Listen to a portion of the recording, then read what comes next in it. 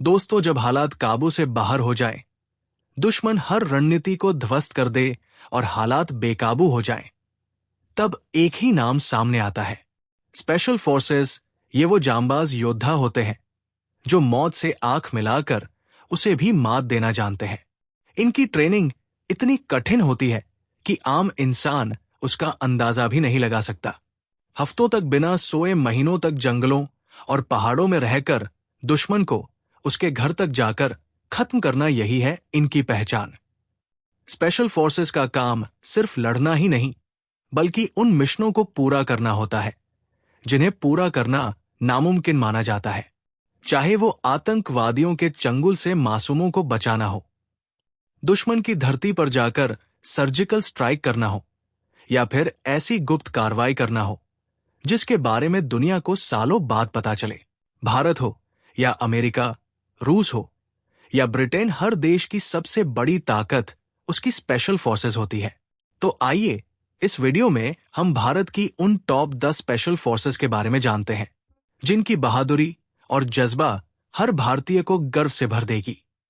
लेकिन दोस्तों, वीडियो में आगे बढ़ने से पहले प्लीज वीडियो को लाइक, शेयर और चैनल को सब्सक्राइब करके कमेंट बॉक्स में जय हिंद लिखना ना भूलें।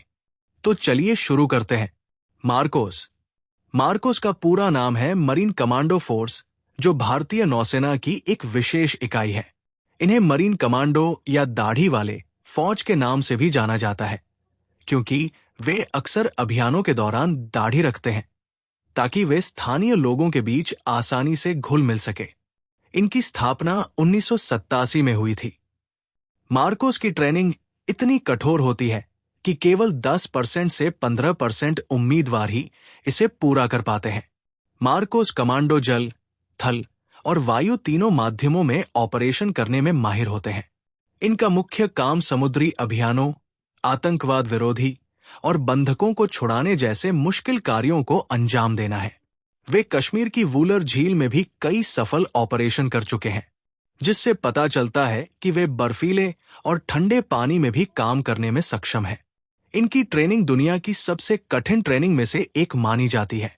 एनएसजी यानी राष्ट्रीय सुरक्षा गार्ड, जिसे अक्सर ब्लैक कैट कमांडो कहा जाता है, भारत की प्रमुख आतंकवाद विरोधी इकाई है। इसका गठन 1984 में ऑपरेशन ब्लू स्टार के बाद हुआ था। एनएसजी का मुख्य काम भारत में आतंकवाद को खत्म करना, अपहरण और बंधक संकट जैसी स्थितियों को संभालना है। ये कमांडो बेहद तेज और सटीक कार्रवाई के लिए जाने जाते हैं। इनकी ट्रेनिंग दुनिया की सबसे कठिन ट्रेनिंग में से एक मानी जाती है। केवल इंडियन आर्मी और पैरामिलिट्री के सबसे बेहतरीन जवान ही एनएसजी का हिस्सा बनते हैं।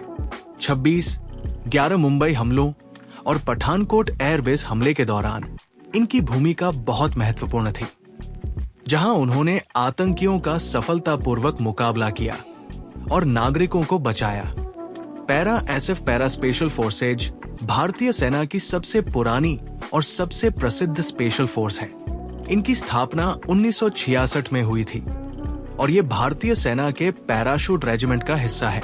इनका आदर्श वाक्य है, शत्रु के भय से परे पैरा एसएफ कमांडो किसी भी प्रकार के वातावरण में, जैसे रेगिस्तान, पहाड़, जंगल और बर्फीले इलाकों में गुप्त और तेज गति वाले ऑपरेशन करने में माहिर है। इनका प्रशिक्षण बहुत कठोर होता है, जिसमें उन्हें पैराशूट जंपिंग, गोरिल्ला युद्ध और दुश्मन की रेखाओं के पीछे लंबे समय तक रहने की ट्रेनिंग दी जाती है। पैरा एसएफ ने 1971 के भारत पाक युद्ध, 1999 के कारगिल युद्ध और 2016 के सर्जिकल स्ट्राइक में अपनी बहादुरी दिखाई। उड़ी हमले के बाद जब भारतीय सेना ने पाकिस्तान में घुसकर आतंकियों को खत्म किया, तो उस ऑपरेशन का नेतृत्व पैरा एसएफ ने किया था। गरुड़ कमांडो फोर्स भारतीय वायुसेना की विशेष इकाई है, जिसका गठन 2004 में हुआ था। इसका नाम हिंदू पौराणिक कथाओं के गरुड़ पक्षी पर रखा गया है, जो बहुत शक्तिशाली और तेज माना जाता है। गरुड़ कमांडो का मुख्य काम वायुसेना के महत्वपूर्ण ठिकानों और हवाई पट्टियों की सुरक्षा करना है। इसके अलावा गरुड़ कमांडो को आतंकवाद विरोधी ऑपरेशन, बंधक छुड़ाने, एयरक्राफ्ट हाईजैक रोकने और हाईटेक हथियारों के इस्तेमाल की ट्रेनिंग दी जाती है। इनकी ट्रेनिंग में आर्मी और नेवी की मदद भी ली जाती है।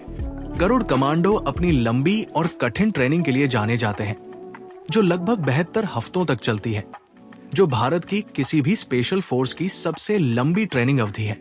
घातक फोर्स भारतीय सेना की हर इन्फेंट्री बटालियन में एक घातक प्लाटून होती है, जो उस बटालियन की सबसे घातक और बेहतरीन टुकड़ी होती है। इस प्लाट में सबसे मजबूत, तेज और बहादुर सैनिक चुने जाते हैं। इनका मुख्य काम दुश्मन की रेखाओं के पीछे घुसकर महत्वपूर्ण ठिकानों को नष्ट करना या अचानक हमला करना है। वे दुश्मन की गतिविधियों के बारे में जानकारी भी इकट्ठा करते हैं। इनकी ट्रेनिंग बहुत कठोर होती है, जिसमें युद्ध के हर पहलू जैसे निहत्थे युद्ध, पहाड़ों पर चढ़ना और गुप्त रूप से दुश्मन के पास पहुंचना शामिल है। कारगिल युद्ध और अन्य सीमा पार अभियानों में इनकी भूमिका बहुत ही निर्णायक रही है। आज घातक फोर्स भारतीय सेना की अग्रिम पंक्ति में खड़ी वह ताकत है, जो हमेशा दुश्मन के लिए डर का कारण बनी रहती है। कोबरा सीआरपीएफ कोबरा का पूरा नाम है commando battalion for resolute action, और ये सीआरपीएफ यानी केंद्रीय रिजर्व पुलिस बल्कि एक स्पेशल फोर्स है। इसका गठन 2008 में विशेष रूप से नक्सलियों और माओवादियों के खिलाफ जंगलों में ऑपरेशन करने के लिए किया गया था। कोबरा कमांडो जंगल युद्ध में बहुत ही कुशल होते हैं और गोरिल्ला युद्ध रणनीति में माहिर है। ये यूनिट छिपकर हमला करने और लंबे समय तक जंगल में दुश्मन का पीछा करने की क्षमता रखती है। इनका प्रशिक्षण उन्हें हर तरह के खतरों से निपटने के लिए तैयार करता है, जिससे वे देश के सबसे दुर्गम और खतरनाक इलाकों में भी सफलतापूर्वक काम कर पाते हैं। पिछले एक दशक में कोबरा फोर्स ने छत्तीसगढ़, झारखंड और बिहार जैसे नक्सल प्रभावित इलाकों में कई सफल ऑपरेशन किए हैं। इस फोर्स ने जंगलों में नक्सलियों के कैंप नष्ट किए और कई बड़े कमांडरों को मार गिराया। आज कोबरा फोर्स को देश के सबसे घातक काउंटरेंसी कमांडो में गिना जाता है, स्पेशल फ्रंटियर फोर्स यानी एसएफएफ। ये स्पेशल फ्रंटियर फोर्स एक गुप्त और विशिष्ट बल है, जिसका गठन 1962 के भारत चीन युद्ध के बाद हुआ था। ये फोर्स रॉ के अधीन काम करती है और सीधे प्रधानमंत्री और राष्ट्रीय सुरक्षा सलाहकार को रिपोर्ट करती है, और इसका मुख्य काम गुप्त अभियानों को अंजाम देना है। इसमें ज्यादातर तिब्बती शरणार्थी और गोरखा सैनिक शामिल होते हैं, जो पहाड़ों और ऊंचाई वाले क्षेत्रों में युद्ध करने में विशेष रूप से कुशल है। वे सीमा पार टोही, गोरिल्ला युद्ध और आतंकवाद विरोधी अभियानों में शामिल होते हैं। उनकी पहचान और अभियानों को बहुत गोपनीय रखा जाता है। स्पेशल प्रोटेक्शन ग्रुप यानी एसपीजी। ये स्पेशल प्रोटेक्शन ग्रुप भारत का सबसे प्रतिष्ठित और उच्च सुरक्षा बल है। इसका मुख्य काम भारत के प्रधानमंत्री, उनके परिवार और पूर्व प्रधानमंत्रियों की सुरक्षा करना है। 1984 में इंदिरा गांधी की हत्या के बाद इसका गठन 1988 में हुआ था। एसपीजी कमांडो अपनी तेज प्रतिक्रिया, उच्च स्तरीय प्रशिक्षण और अत्याधुनिक उपकरणों के लिए जाने जाते हैं।